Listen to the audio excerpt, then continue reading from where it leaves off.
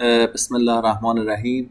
با عرض سلام و احترام به همه همیهنان عزیزم، حسین سلکی هستم، ادمین کانال برفراز ایران.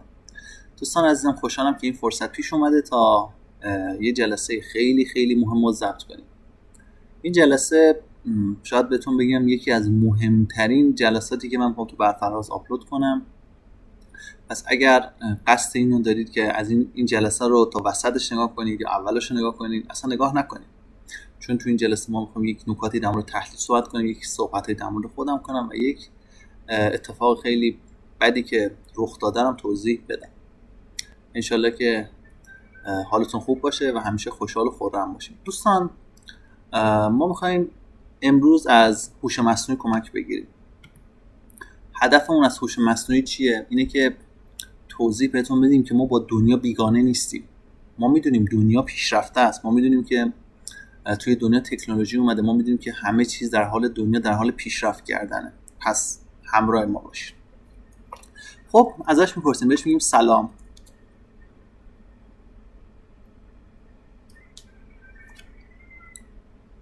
خب خودتو معرفی میکنی؟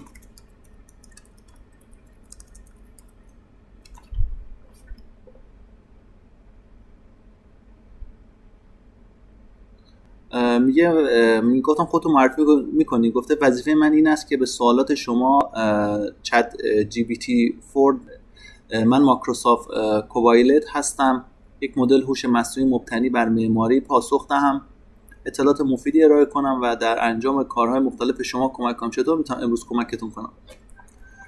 حسین سلکی کیه؟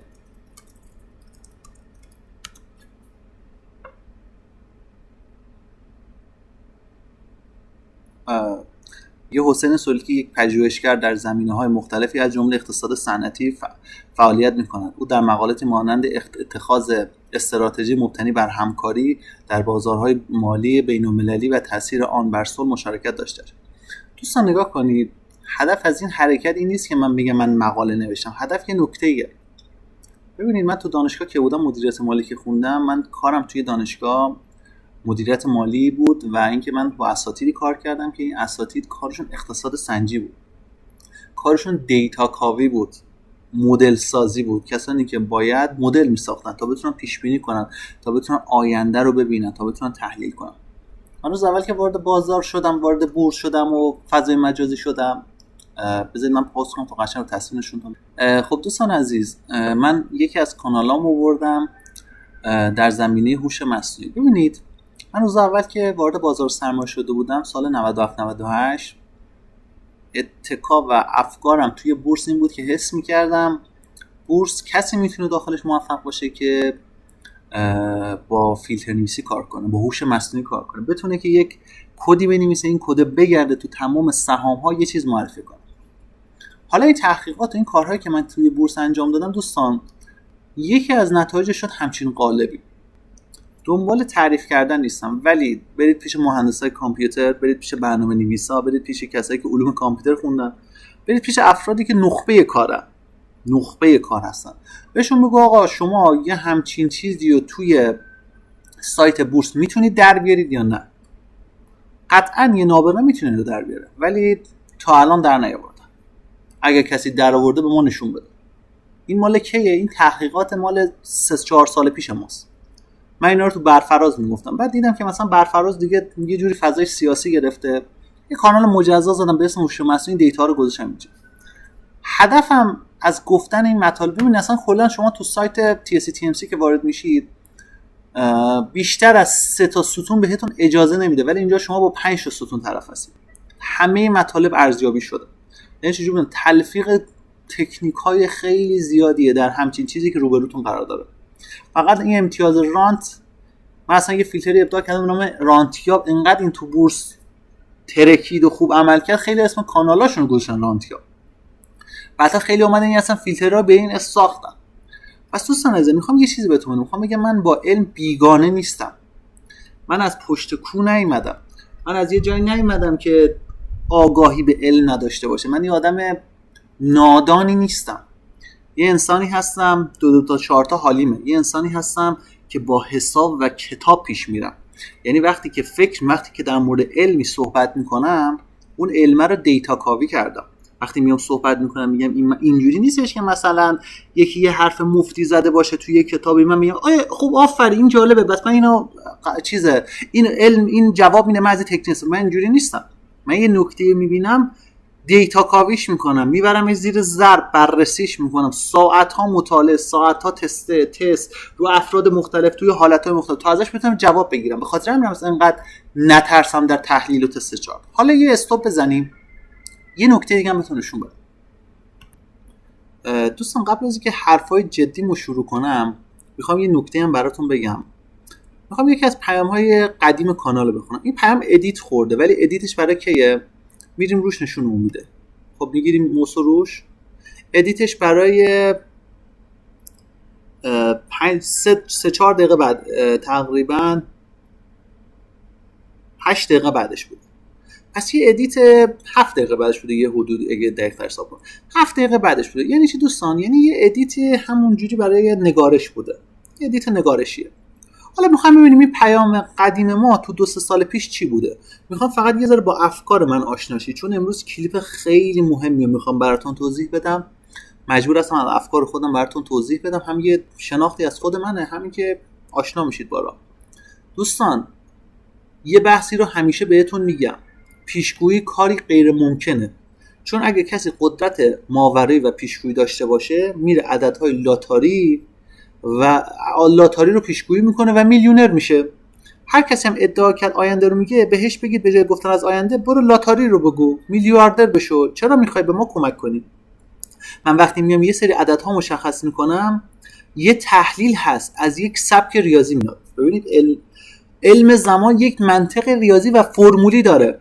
اعتقاد داره خیلی چیزها از این منطق پیروی میکنن. مثلا توی بورس میگم قیمت سهام به دنباله، مثلا توی بورس میگیم قیمت سهام به اعداد دنباله خیام یا همون فیبوناچی واکنش میده. توی علم زمان هم میگیم یه سبک اعداد هست که ذاتش برخواسته از همون اعداد خیام یا فیبوناچی، که حتی من اثبات قرآنیش هم براتون قرار دارم. اینه که اون ستون‌های زمان بر اساس دنباله اعداد فیبوناچی کار میکنه. تازه اگر قدیمی کانال باشی سیر تکامل این علم زمان رو دیدی، روزهای اول خیلی مشکلات داشت، چون علمی هست که خودم ساختمش و به مرور زمان کامل و کامل ترش کردم و رازهاشو درآوردم.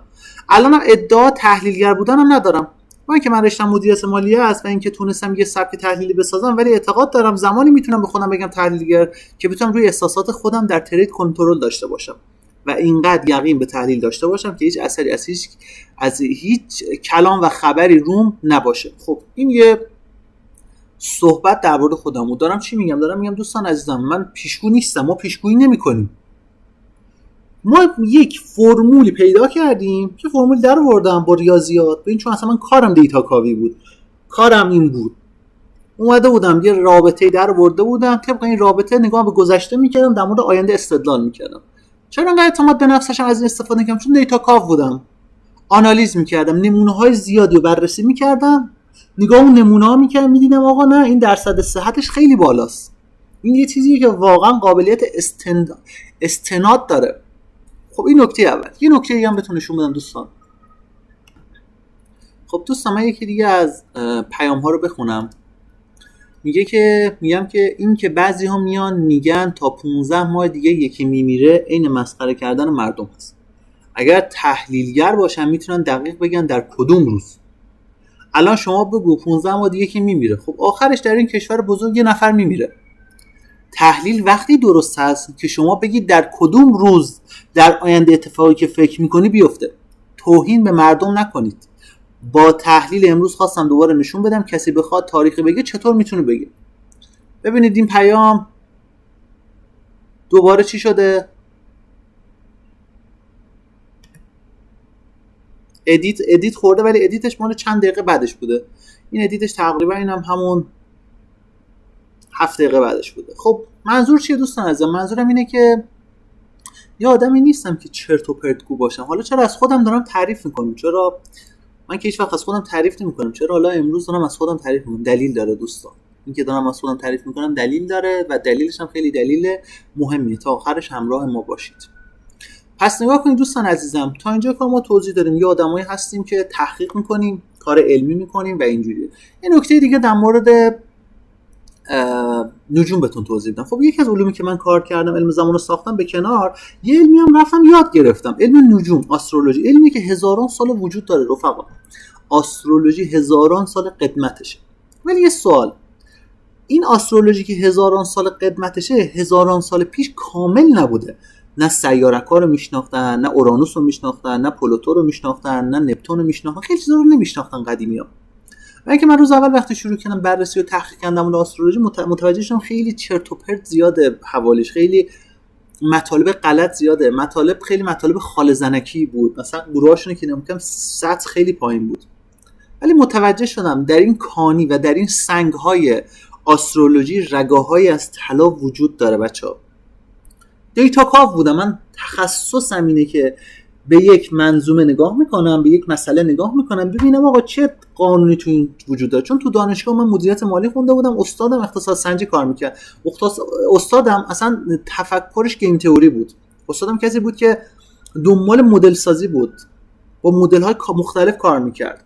حالا چیزی که من متوجه شدم دوستان عزیزم، این آسترولوژی یک رگه طلا توش وجود داشت.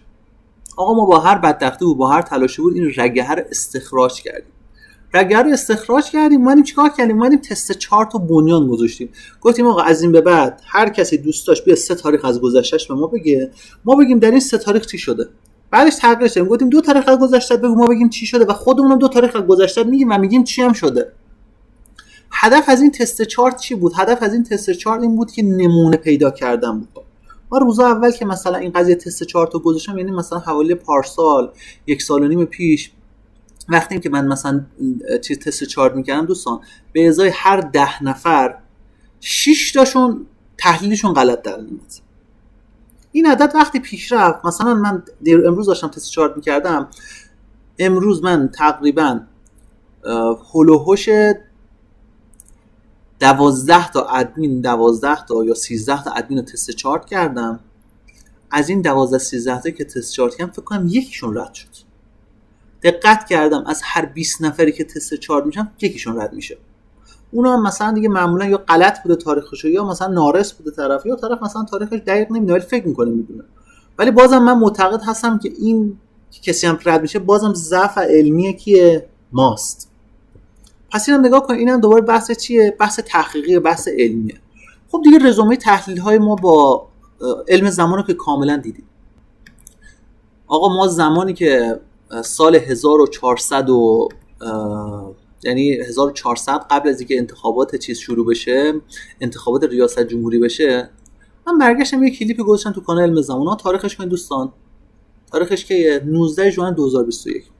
من یک کلیپ گذاشتم تو کانال در مورد دوره رئیسی صحبت کردیم که این کلیپ توی فضای مجازی منفجر شد، یعنی انقدر وایرال شد، انقدر پخش شد، خیلی وحشتناک مورد توجه مردم قرار گرفت. این کلیپ علم زمان خیلی مردم بهش اهمیت دادن، خیلی خوششون اومد، خیلی برای مردم جذاب بود، چون گفته بودم رئیسی شبیه شهید رجایی میشه، دورش رو تموم نمیکنه، سال اول دورش یک فتنه‌ای به پا میشه، سال دوم دورش اتفاق جهانی و هر چی گفتم شد. مردم خوششون اومد، خیلی وایرال شد توی فضای مجازی و دیده شد. و حتی هم دید قبل از که پزشکیان اصلا کاندیدا بشه ثبت نام کنم، من برگشتم گفتم یه رئیس جمهور میاد با این ویژگی ها. و اصلا من 2 سال پیش پزشکیان پیش بینی کردم. دقت کنید دوستان، این پیام بکنید.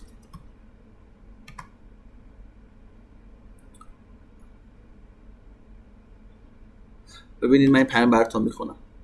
به نظرم میرسه این موج که برای حجاب و گشت ارشاد بلند شد در اصحاب سیاست هم وارد میشه. با همین موج رئیس نگاه کنید تاریخ پیام دوستان عزیزم، 26 سپتامبر 2022. اصلا اینجا توضیح دادم، گفتم یک رئیس جمهوری میاد، اینجا گفتم ببینید، ولی الان در سال 1400 دیگه اصلا نباید از سال به تحلیل به من نشون میده یک رئیس جمهوری انتخاب میشه مثل روحانی میاد رأس کار، دقیقاً این روحانیه و این بار دیگه حاکمیت تحمل نمیکنه، کنارش میزنه. خب یک سری بحثا وجود داره و اینکه حاکمیت کنارش میزنه یا نمیزنه اینقدر برای من حواشی درست کردید. من تحلیلم گذاشتم 2 سال پیش با علم زمان نشستم تحلیلم گذاشتم، حتی بعدش هم برگشتم اینجا هم گفتم این قضیه مهسا امینی وارد اصحاب سیاست میشه، شروع میکنن این یارو دنبال توافق میره برای خودش. الان شما نگاه کنید پزشکان دنبال توافقه، چیزی که در تحلیل ریاست جمهوری 14 میبینم خیلی از اعتراض و تأخیر بهره میبره پزشکان هر چی می‌خواست تبلیغات کنه سر یه سخنرانی تو تلویزیون کرده بود، گفته بود چرا این مهسا امینی فلان شده، چرا کشته شده. یعنی اصلا من فکر کنم نصف رأیش به خاطر این بحثا جمع شد براش. طبق زمان اصلاحات امسال ضربه سختی میخورن، اگر اون فرد اصلاح طلب نیست پس کیه؟ خب من معتقد بودم 1400 اصلاحات نابود میشه، ضربه سخت و دقیق دیدید که به مرگم رسید اصلاحات. ولی چیزی که هستش اینه، تحلیل به من نشون میداد یکی مثل روحانی یا روحانی بنی صدر مانندی میاد و این شبیه کیه؟ این شبیه به اصلاحاته. ولی خب من گفتم اصلاحات نیست، من از خودم تعجب کرده بودم، گفتم خب وقتی من اینو گفتم چجوری این اصلاحاته؟ راستی یه نکته هم در مورد این کلیپ بهتون بگم. اینجا من این نکته هم گفتم یکی از سرداران سپاه ممکنه ترور بشه، مشکلی پیش بیاد براش تو سال 1400. خب 1401 چرا؟ چون مقلد 1398 بود. سال 1398 سردار سلیمانی فوت کرد. 1401 یکی از فرماندهان سپاه بود فوت کرد که این قبلا رئیس خاتم بود، سرطان گرفت و مرد. ولی البته خیلی میگن چطور اینجوری شد، کامل اتفاق نیفتاد اون نکته، ما آدمای کذابی نیستیم، ولی میگم تقلیدش اتفاق افتاد. اون فرمانده دقیقاً تو همون بهمن و دی بود فوت کرد، اونم یکی از فرماندهان سپاه قدس بوده قبلا. خب بچه‌ها دقت کنید، خلاصه بگم این جوانهایی که امروز دارن اعتراض میکنن در انتخابات قانون‌مدار میشن. ببینید من پیش بینی کرده بودم یه رئیس ببینید خب این یکی از اون گره‌هایی هست که تو فکرم خب هیچی، و اینکه به نظرم رئیسی دورش تموم نمیشه، ولی اینو باید بررسی کرد. خب من در حال یه کانال عمومی هستم، باید با احتیاط حرف بزنم. تو اون کلیپ هم که اصلا گفته بودم قبل از که رئیس جمهور شه گفتم دورش تموم نمیکنه. و در مورد این دولت جدیدم گفتم خلاصه بگم اون جوانهایی که الان دارن اعتراض میکنن در انتخابات قانون‌مدار میشن و میان حامی اون فرد میشن، ولی هنوز زود هست، در آینده بیشتر براتون توضیح فعلا بچسبید. 1400 دید 1400 اون چه فتنه ها که نداشت. ببینید تاریخ که 26 سپتامبر سال 2022. خب پس چی شد؟ دوباره ما اینم کامل اشاره کردیم. پس علم زمان یه علم دقیقیه. حتی اگر کلیپ جدیدش هم که من برای ریاست جمهوری گذاشتم که این کلیپ هم 113,000 نفر دیده شد، دیدید که هرچی گفتیم شد. فقط یه بخش بهمنش مونده که حالا انشالله که خیره. پس چه اتفاقی افتاد دوستان عزیزم؟ حتی شما اگر کلیپ های ایران 1 و 2 هم نگاه کنید کاملا پی میره یه علمیه که داره امید میده و منطق داره، فرمول داره، حساب داره، هیچ چیزی بی منطقه توی علم وجود نداره. من یه نجومم تو کانالم صحبت کردم، خب علم زمان خودم ساختم، تحلیلاشم نشون دادم. حالا بریم سراغ نجوم.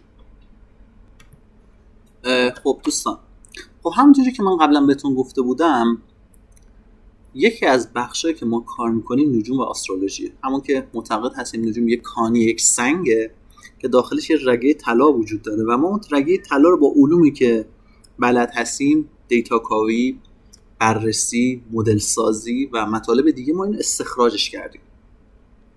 حالا ما از این چیزی که استخراج کردیم یک تومار یا نوشتیم تو کانال. یه نکته مهم، یه نکته خیلی اساسی و مهم که میخوام بهتون توضیح بدم. این مطلبی که من الان گذاشتم توی کانال به چه سبکی؟ این به سبک عمومیه. یعنی که من میتونستم اینی که الان اینجا ارائه میدم با خیلی دیتیل بیشتر، جزئیات بیشتر، نکات بهتر و جوری که خیلی واضح تر باشه رو توضیح بدم. ولی مطمئن باشید که اگر خیلی خیلی توضیح بدیم برامون دردسرهای ایجاد میشه، چه بسا الان هم شده. ولی پس این که در کانال به صورت کلیه این طبیعیه. و این هم کسایی که میرن تست چارت میشن میبینن که خیلی چیزا رو قابلیت گفتن وجود داره. خب پس بچه‌ها ما به حال متن رو توضیح بدیم ببینیم به چه صورت هست.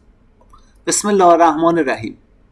درگیری فکری که برای فاضلی شروع شد، خب اون شب بود، اون روز بود فاضلی رفته بود پیش این پزشکیان، با هم رفتن و تو فرنگ یه دفعه عصبی شد، با مجری درگیر شد، اون هدفونش رو گرفت پرت کرد، میکروفونش گرفت پرت کرد به سمت پزشکیان. ما گفتم بچه‌ها این نکته مهم نیست، زیاد بهش فکر نکنید، اصلا اهمیت نداره. ولی یک تیر یا صبح 2 تیر شبیه تندی جدی به وجود میاد. ببینید گفتم شب 1 تیر تا صبح 2 تیر، یک ناحیه رو مشخص کردم. شب 1 تیر چه اتفاق؟ بس اصلا پیام ویرایش هم اصلا نخورده. چقدر جالب، 70,000 تا سین خورده. واقعا برفراز یکی از کانالایی که همه ممبراش واقعی هست. اصلا ما ممبر فیک نداریم. ببین اینجا چی شده. شب 1 تیر ظریف رفت تو کاشان حرف بزنه، مردم کلی بهش حرف زدن. بعد گفتم دوستان اینا همش الکیه، شوک اصلی برای 5 تا 6 تیره که یه رسواییه. گفتم 1 و 2 تیر چیز اون مهم نیست این یک تیره. 5 و 6 تیر مهمه که رسوایی هست. تو تعلیم جنا کنید اشاره کردم. گفتم چی؟ گفتم که دوستان در ادامه این کلیپ میخوام در مورد آیندهم صحبت کنم. این تندی جدی نیست، مسئله یه شبیه انتقامگیری و رسوایی هست که خشم عمومی رو دامن میزنه، ولی اصل رسوایی برای 5 و 6 تیره. خب دقیقاً 5 و 6 تیر چه اتفاقاتی افتاد؟ قالیباف و جلیلی با هم ائتلاف نکردن، یه رسوایی شد برای جبهه انقلاب. مردم خیلی خیلی چی شدن؟ عصبی شدن. این خشم عمومی رو مردم اینقدر عصبی شده بودن، مثلا اون جلیلی چرا کنار نرفتی؟ حالا الان طرفدار جلیلی میگن خب ما هم عصبی شدیم مدرسه قالیباف، ولی خب من آدمی هستم که اعتقاد دارم از جلیلی میرفت کنار قالیباف. حالا میخوان ناراحت شم، خوشحال شم. چیزی که در تحلیل میبینم دارم. من هم 4 تا قالیباف دیدم، 4 تا جلیلی دیدم، بی حساب این حرفو نزدم. خب بچا نگاه کنید ادامه چی گفتم. گفتم البته ظهر غروب 4 تیر یه بحثی در زمینه خانواده وجود میاد. ببینیم این چی بوده. سرچ می‌کنیم. یک بحثی در زمینه خانواده.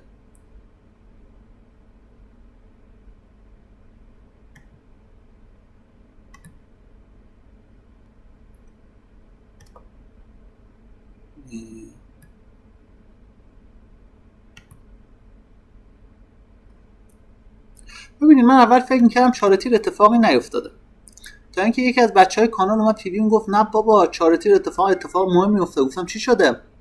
این کلیپ رو برام فرستاد، نگاهش کنید بچه‌ها.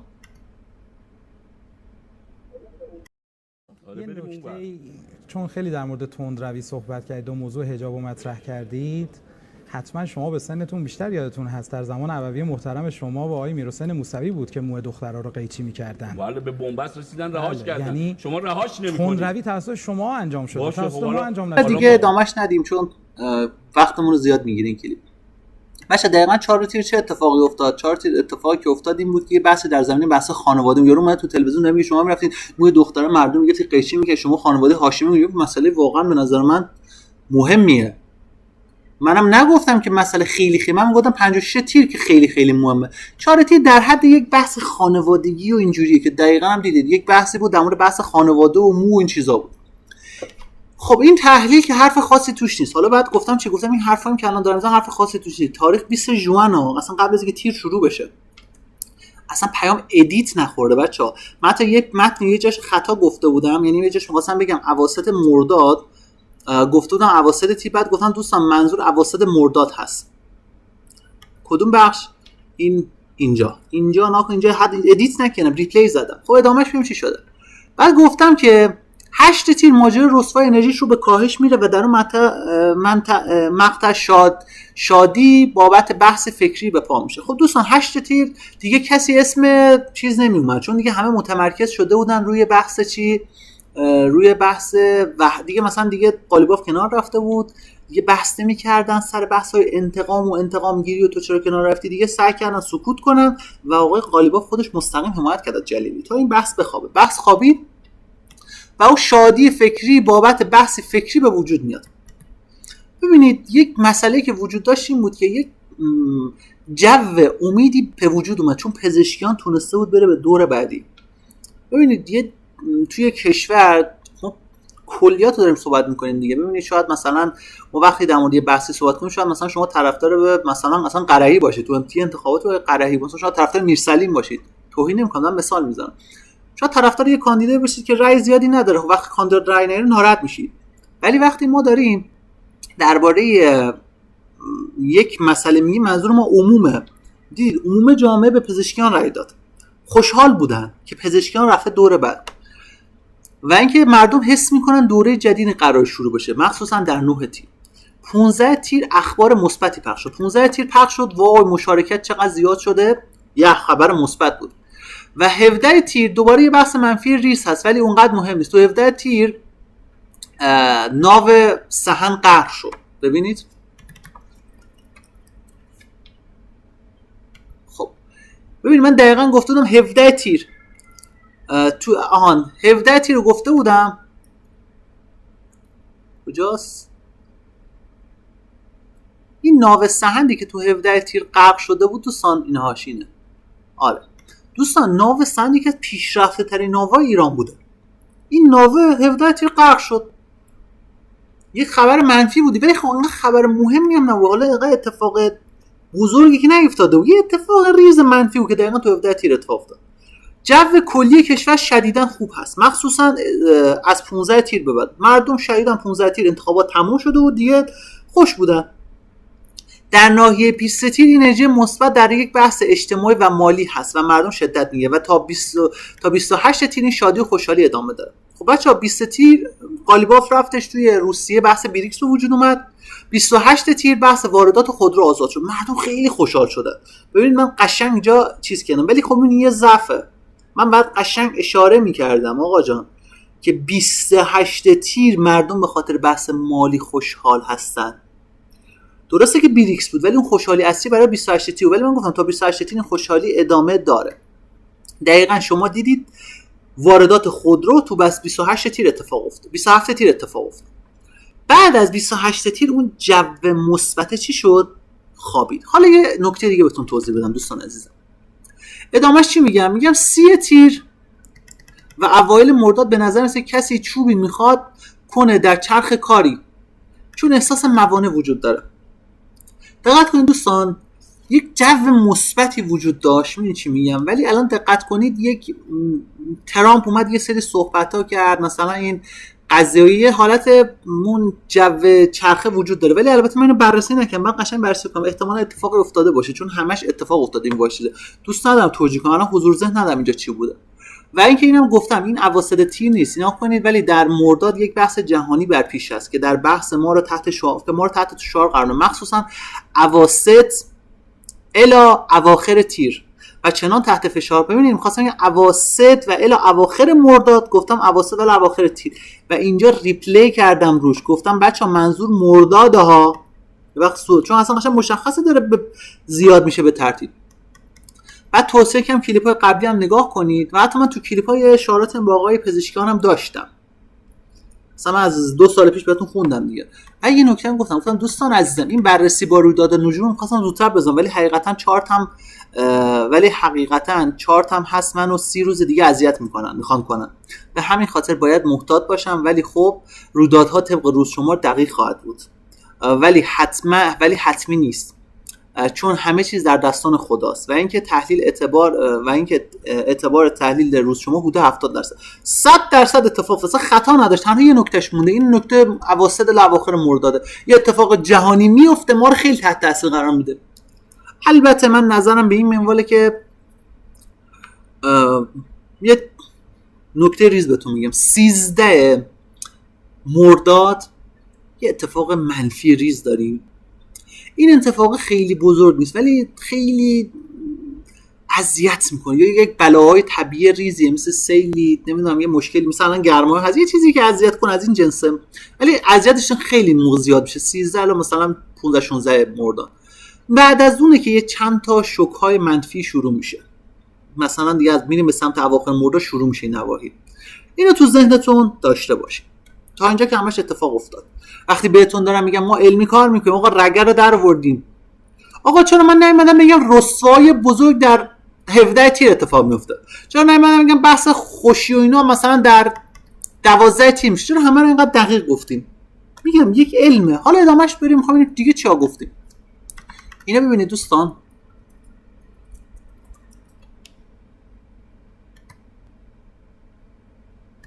خب بچه‌ها اینجا من یه تحلیل گفتم فردا و پس فردا یه مسئله ریس هست در بحث یک مذاکره که حس میکنن بازنده هستن، ماجرا هستن، یا شاید هم یه بحث داخلی که حس بی‌عدالتی هستش. من اینو گفتم شبش، ببینید من اینو روز گفتم، ساعت 5 ظهر روز بود، شبش این ظریف رفت تو تلویزیون صحبت کرد، ما کسی که شیعه باشه بهش امتیاز نمیدیم، کسی که مثلا غیر شیعه باشه 10 امتیاز میدیم، کسی که مرد باشه امتیاز نمیدیم، کسی که زن باشه 10 امتیاز میدیم. اصلا خیلی سر و صدا که مردم گفتن این چه عدالتیه، این چه چیزیه. ببینید من دقیقاً براشون گفتم یه حرفی یه کسی میزنه یه بحث بی‌عدالتی هست.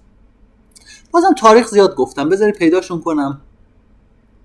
اینقدر از این تواریخ گفتم و نکات گفتم که مثلا گفتن 31 مرداد یه اتفاق ریز میفته که شبیه یک حرکت اجتماعی و در کل انرژی مثبت اجتماعی. رهبری اومد صحبت کرد، از آقای پزشکیان دفاع کرد، این جوی که برای پزشکیان به پا شده بود این جمع شد دقیقاً در همون حد. یکی 2 روزه فضا متعادل شد، اون فشاری که روز ظریف بود چی شد؟ من فکر می‌کردم مثلا پزشکان یه حرکتی می‌کنن، ولی این اتفاق بود.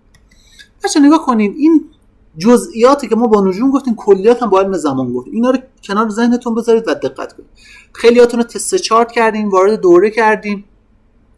حالا دوره ما چیه دوستان عزیزم؟ ببینید من دوره‌مو می‌خوام بهتون یه چیز نشون بدم. دوره مثلا دوره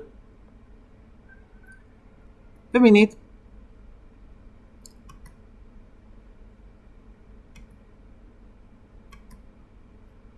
بذارید من یه چیز کنم، پیداش کنم بهتون نشون بدم. آها اینو پیداش کردم. خب ببینید دوستان عزیزم، من دوره گذاشتم، بعد که دورم تموم شد نظرسنجی گذاشتم بچه این علم راست بود یا نه. 70% گفتن راسته، 22% گفتن ما تا اینجا که دیدیم راست بوده، یعنی تقریبا 95% نه 90% گفتن که آقا راسته.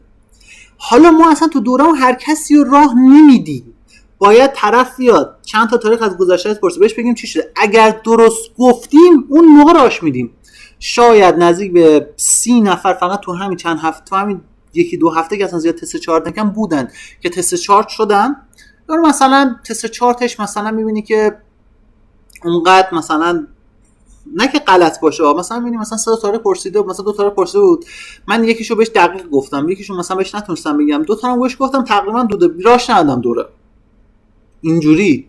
یا مثلا میبینی مثلا طرف مثلا اومده تست چارت شده، من دیدم که یه ذره مثلا نسبت به دوره شله، راش ندادم. خودش اینا هستن، یه شاهد هستن و دارن میبینن. یعنی ما اصلا هر کسی تو دورمون راه نمیدیم و همش اصلا و اینکه من خودم توی دوره مقدماتی اصلا همین دوره جدید مرگشم گفتم بچه‌ها من دوره پیشرفته نمیذارم براتون، معلوم نیست بذارم. کلی ناراحتی کردن، کلی پیام، نه استاد ما دوست داریم یاد بگیریم ما فلان باشه. ببینید یعنی مطالب بوده که بچه‌ها استفاده کردن. و اینکه شهریه که ما از بچه‌ها گرفتیم 1,000,000 تومان بوده، 1,322,000 تومان، چون 1,322 ابجدی علی بن موسی رضاست. حالا نکته، خیلی اصلا نجوم دارن درس میدن 30 میلیون میگیرن، 20 میلیون میگیرن، 50 میلیون میگیرن، 100 میلیون دارن میگیرن. ما 1,000,000 تومان داریم میگیریم. شما با 1,000,000 هیچی نمیتونید برید. الان شما حساب کنید، یعنی واقعا من نمیدونم، فکر کنم ارزون ترین دوره کل مجازی ماه. بعد تست چارت میکنیم، نتیجه دوره‌مون رو میذاریم تو کانالمون، بچه‌هامون وارد میشن. یعنی من وقتی نگاه میکنم بچهای پیشرفتم قشنگ تحلیل میکنم. من یکی از بچه‌ها پیشرفتم قشنگ به یه جایی رسید، قشنگ میره یه جای تحلیل میکنه. خب بهتون بگم که الکی نیستش، مسخره بازی نیستش. چرا؟ چون ما کارمون دیتا کاوی بود، ما بررسی میکردیم اون شاخه طلایی رو بگیریم تا به نتیجه خوب برسیم. حالا همه اینا رو بهتون توضیح دادم تا به یه نکته مهم برسیم. چون من تو اون تحلیل اصلیم چی بهتون گفته بودم؟ ببینید یه حرفی زده بودم، میخوام با هم دیگه مرورش کنیم. چی گفتم اینجا؟ گفتم دوستان منو 30 روز دیگه اذیت میکنن، 30 روز دیگه منو میخوان اذیت کنن. پیام برای کی بوده؟ ادیت که اصلا نخورده، معلومه کاملا. پیام برای 20 ژوئن. حالا استاپ تا یه چیز نشونتون بدم. دوستان ما تو روز 9 ژوئیه، یعنی ماه بعد از ژانویه، ژانویه نه خدا اسمش جولای، تو 9 جولای من یکی بهم زنگ زد، شماره نداشت. یعنی وقتی رو اسمش کلیک می‌کنی نه شماره هیچی نداشت، شماره خصوصی بود. خیلی عجیب بود، یعنی مثل این بود که بعد وقتی گوشو به هم داشتی صدای طرف نمیومد. من احساس کردم یه تهدید از یه نهاد امنیتیه که میخوان به ما تذکر بدن که آقا حواستو جمع کن، خیلی داری حرف میزنی، خیلی داری فعالیت میکنی. و یه تذکر بود و یه اخطار. خب یه کمی من نگران شدم، ولی اونقدر مهم نه، چون هیچ صدای پشتش وجود نداشت که ما بخوایم زیاد نگران کننده باشه برام، ولی شبیه به یک تذکر بود. توی روز 20 جولای دقت کنید، من 20 ژوئن گفتم 30 روز دیگه منو میخوان اذیت کنن. پیام بهتون نشون دادم دیگه. 20 جولای آقا این دیگه شماره خصوصی طرف من زنگ زده. 20 جولای من دیدم که یه اکانت یه شماره به من زنگ زد، آقا تو کی هستی، شماره کد ملیت کیه، چیکارا کردی، چیکار میکنی، فلان بهمان، بلند شو بیا فلان جا، فلان بحث، فلان مطلب، ولی با یک زبان خیلی غرض ورزانه. یعنی وقتی مثلا صحبت میکرد معلوم بود استیبل نیست. ببینید یه وقتی هستش من مثلا یه کسی یه مشکلی داره، یه کار خطایی کرده، من بهش زنگ میزنم، تهدیدش میکنم، مثلا میخوام ببینم آقا این مثلا چه جوریه، زنگ میزنم دعوتش میکنم باهاش صحبت میکنم دوستانه. ولی وقتی کسی که از اولش با یه زبان غرض ورزی حرف میزنه مشخصه که این مشکلی داره تو کارش، این اون آدم نیست، چون اصلا کلا بحث انسانیه. من مثلا بعید میدونم نیروهای امنیتی همچین حرکتی کنه. این خیلی برای من عجیبه. مثلا شک کردم به این قضیه که آقا یه کسی به من خیلی مصر بود ببینه منو، من نرفتم. بهم گفت یا فلانجا ببینم تو فلان و بهمان، و من نرفتم. خیلی هم ناراحت شد، بعد زنگ زد عصبی شد، خیلی هم یه حالت تندی و توهین‌آمیزم یه سری حرفا زد و من اهمیتی بهش ندادم. چون من شناختی که دارم، ببینید من دیگه آدم میفهمه دیگه. ببینید وزارت اطلاعات جمهوری اسلامی ایران وزارت اطلاعات جمهوری اسلامی ایناست. ما دنبال طرفداری تئوری توطئه نیستیم برگردیم بگیم خب ما از علم زمان گفتیم، ما اومدیم با علم زمان اثبات کردیم ایران آیندهش خوبه، بعد احتمالاً تو نیروهای امنیتی مثلا فلان جاسوس هست اینا میخوان منو اذیت کنن. چون من تئوری توطئه رو قبول ندارم. نیروی امنیتی یکی مثل من و شماست، مثل برادر من و توه، یه آدمای عادی ان که اون مثلا دست روزگار باعث شده تو اون شاخه شاغل باشن. پس اینطوری نیستش که ما بگیم اینا دشمنن و نفوذیان و فلان و اینا. خیلی هاشون آدمای زحمت کشن. خب به هر حال تو هر جای خوب و بد هست.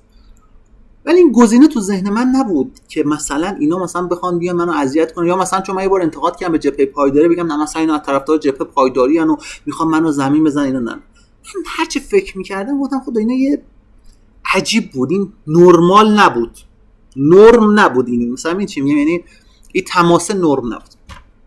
دوستان 15 و ساعت 13:53 به من زنگ زدن، من برم جلسه شون 16:14 دیگه من نرفتم، بعد زنگ زدن و اینجوری گفتن. حالا یه چیز عجیب اتفاق افتاد. چی شد بهتون میخوام نشون بدم. دوستان توی کانال توی فضای مجازی دقیقاً من دیدم که هلوهوش مثلا 4:20 دقیقه که این پیام زنگو زدن، من دیدم 10-20 دقیقه بعد، تقریبا 20 الی 15 تا 30 دقیقه بعدش یه کانال اومد یه توماری فرستاد توهین که آقا این بنده خدا تازه کار گاگول کلاوردار دزد فلان بهمان، شروع کرد کلی به ما حرف زدن و اینا. امیدوارم که یه دادستانی پیدا بشه برای رضای خدا جلوی اینو بگیره. و شروع کرد خیلی به من تهمت زدن، پول خرج میکنم خرافات بین مردم پخش کنن این چیزا، در حالی که نجوم و استرولوژی من توی کانال براتون توضیح دادم، نظر علما روایت ها رو گذاشتم، آیات قرآن رو گذاشتم، من حتی خودم با 2 تا از علما صحبت کردم در زمینه این علوم. اصلا بهارنوا یه جل داره در زمینه استرولوژی، در زمینه تنجیم نجوم، علم انبیا بوده. این اصلا طرف بی سواد. ولی حالا ماجرا کجا عجیب میشه؟ ماجرا عجیب اینجا میشه که دقیقاً ما میبینیم بعد از این زنگ عجیب ناشناس چند دقیقه بعدش این همچین کانالی حرف میزنه. خب این خیلی غیر منطقی. ما سریع به یک کانال یا تهمت بزنیم بگیم این چون مثلا این حرفو زده شاید شانسی بوده. ولی یه نکته دیگه این کانال داره، بذار بهتون نشون بدم. کانال وقتی که من پیام پزشکیان گذاشته بودم توی کانال، توی برفراز اومده بود گفته بود که آقا مثلا این کلاوردار فلان چرت و پرت میگه، نمیدونم شورای نگهبان همه رد صلاحیت میکنن، نترسید کسی نمیمونه، همه رد صلاحیت میشن. بعد بلا فاصله پیامش هم پاک کرد، بعدش هم پاک کرد. ولی حالا جالبش چیه؟ میگه خدا رو شکر شنیدم به زودی قوه قضاییه قرار ورود کنه به ماجرا. خود تو که کانال تلگرامی هستی درسته؟ مال روزای اول، مال 2 ماه پیششه. حالا جدیدا میگه دادستان موقع میگه پیدا شده میخوان بیان، همش هم تهمت و دروغ. حالا مثلا خوب تمام بنده خدایی که اصلا تو توییتر بخشی از رشد برفاز خاطر توییتره، اونم تازه ما هیچ تبلیغی برای کسی خودشون میرن میذارن. و حالا جالب ترش اینجا اینه 90% رشد برفاز به خاطر شماهاست که تو کانال دیگه خودتون که میدونید دیگه، خودتون میشن، خودتون دارید برای فامیلتون کلیپا رو میفرستید. ولی چند تا تهمت به ما زده، چند تا دروغ گفته. ولی اون موقع هم دقیقاً برگشته چی گفته بود که این یه کلاورداره، نمیدونم قوه قضاییه بیاد بگیرتش فلانش کنه بهمانش کنه. این طرف آدم کثیف و پستیه.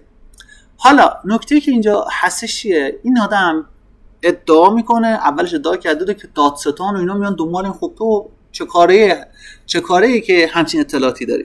چجور بعد از اینکه ناشناس به ما زنگ زده میشه شما بلافاصله چند دقیقه بعدش تو کانال پیام میذاری؟ حالا استاپ تا ایست وحشتناک میتونه نشون بدم.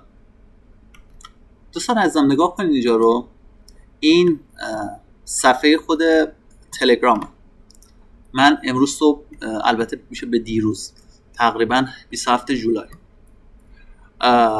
وارد اکانتم شدم، دیدم که میزنه نیو لاگین. 2 نفر وارد اکانت من شدن. اکانتی که شمارش رو گوشی خودمه و فقط رو گوشی خودم نصب دارم و لپتاپم هیچ جا دیگه وجود ندارم. یه دفعه دیدیم 2 نفر وارد شدن. خب اینجا یه کمی عجیبه، یعنی منو هک کردم. وقتی هم هک کردم، این یکی از اکانتامه. اکانت بهتون میگم کدوم آیدی دیگه به این اکانت پیام ندید. البته بذارید همین رو بهتون نشون بدم. همین بهتون نشون بدم دوستان. این آیدی بذارید بنویسنش.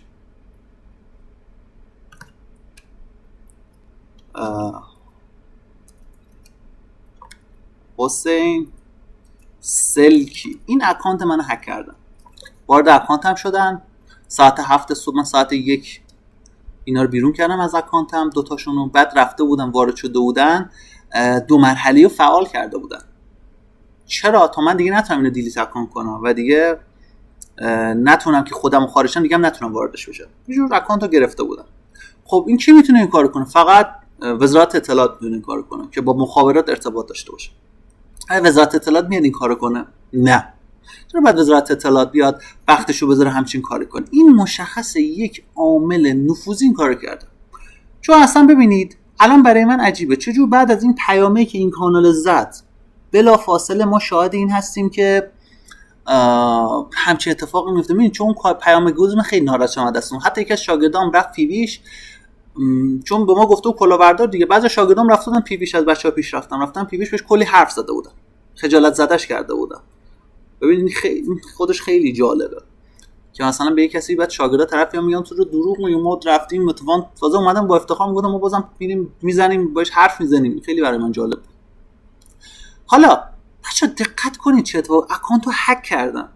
این هک کردن کار یه انسان عادی نیست، کار من و شما نیست. این با یک چیزی بوده که یک چیز پیشرفته است، یه تیم امنیتیه. این خب این از یه طرف هم وزارت اطلاعات از این کارا نمیکنه. وزارت اطلاعات یه وزارت یک باهوشن، نمیان همچین کاری کنن. من نظرم بر اینه که احتمالاً، ببینید نمیگم قطعاً، چون چیزی که بگید قطعاً باید با مدرک و ادله صحبت کنیم، ولی اینکه تو میبینی بهت زنگ میزنن بلا فاصله، مثلا ناراحت که میشن بلا فاصله یک کسی از شدت عقده یک تومار عجیب بر مثلا چرا مثلا دلیلش چه؟ یه لحظه همون لحظه دچار برون ریزی شده، اینجوری تهاجم کرده.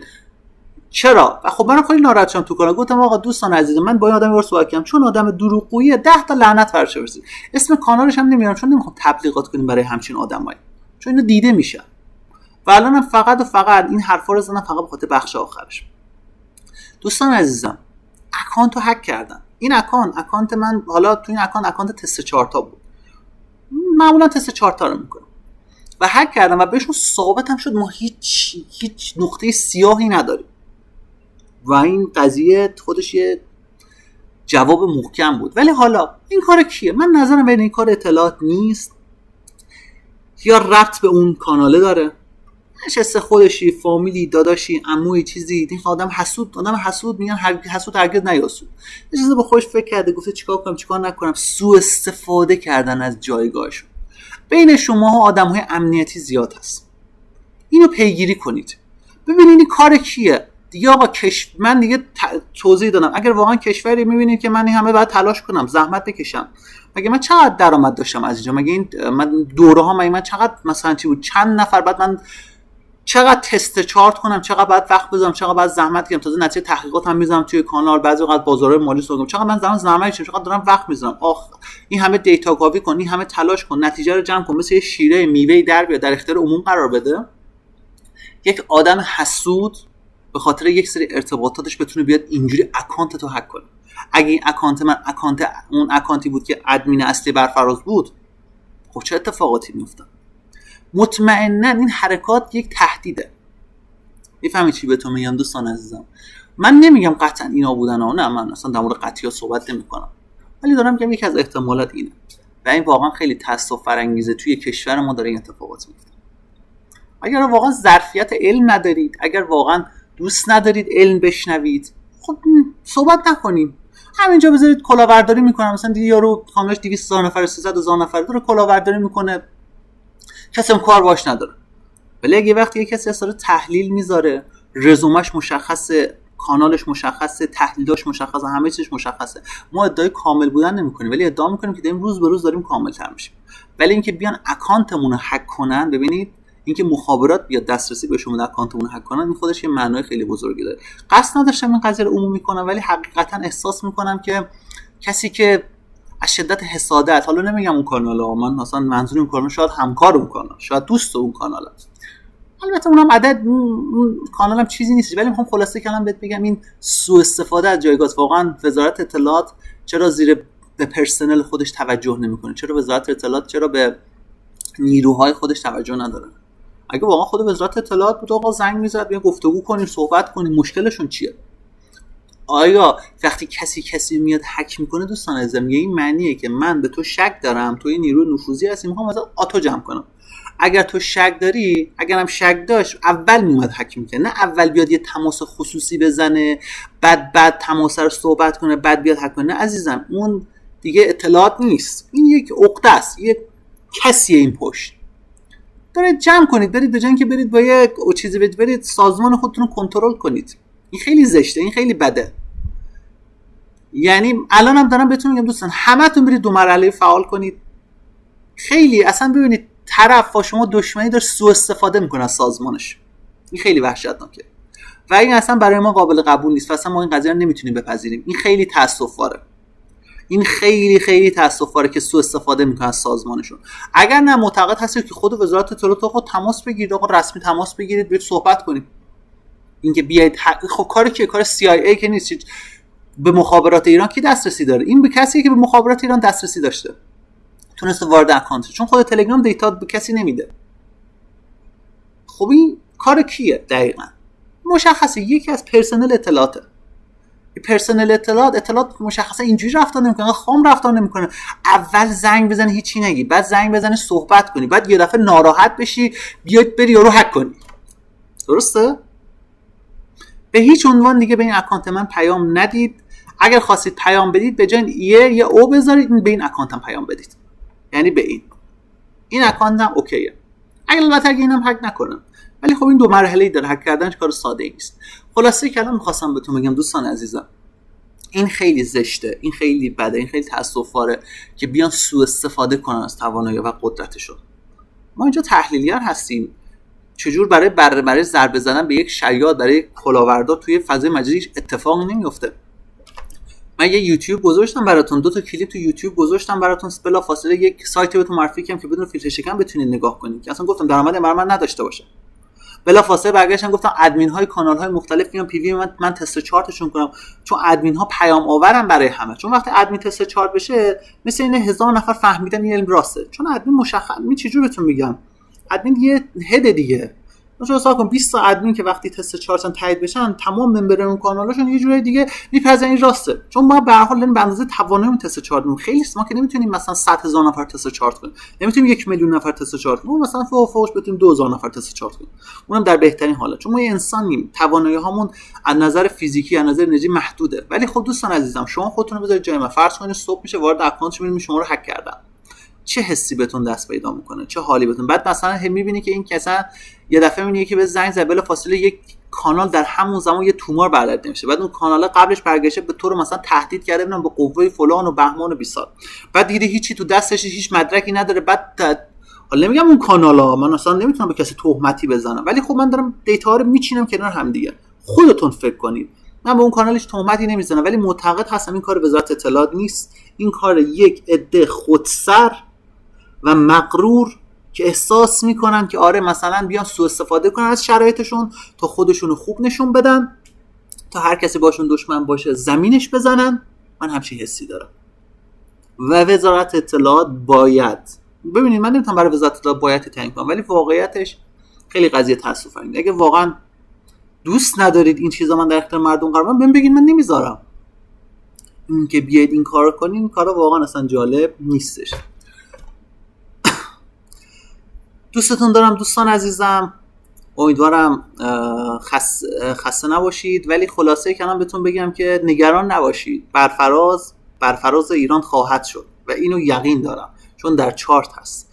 ولی خب دیگه من توقع دارم که وقتی که به برفراز تهاجم میشه، شما حامی برفراز باشید. یعنی چه حامی برفراز باشید؟ صدای برفراز باشید، کلیپ های برفراز رو برسونید به دست اونهایی که باید رسیده بشه. دوستتون دارم. البته ماه دیگه برای برفراز خیلی فوق العاده است، یعنی کم کم برفراز وارد یه دوره قوی خودش میخواد بشه. اصلا کلا تو چارت هم هست. همتون رو به خدای قشنگ و مهربان میسپارم. خدا یار و همراهتون. خدا نگهدارتون.